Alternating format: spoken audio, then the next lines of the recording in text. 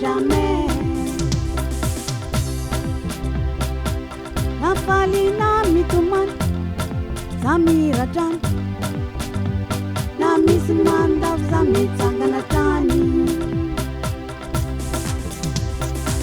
inina raha mandalo za mbola mikara tamy fiainako jiaby za tsy misomasoma inina raha mandalo za mbola mikara tamy fiainako jiaby za tsy misomasoma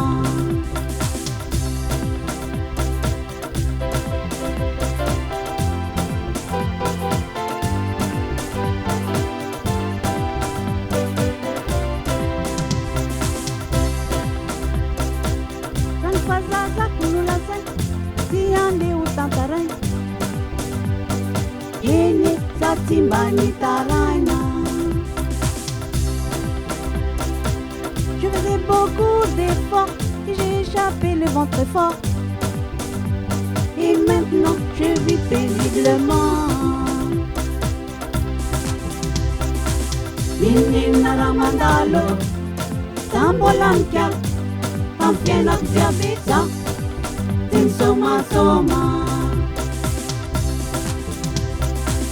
Inina raha mandalo za mbola mikara tamy fiainako jiaby za tsy misomasoma.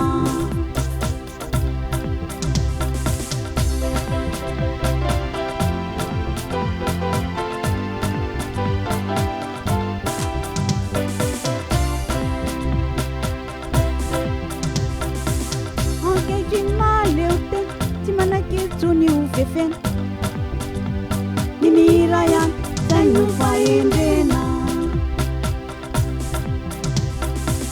tsy mitamby ireo zay tsy tia fa misaotry ireo mpankafy manohanatrany ny anjakandroany. Inina raha mandalo za mbola mikara tamy fiainako jiaby za tsy misomasoma. Inina raha mandalo za mbola mikara tamy fiainako jiaby za tsy misomasoma.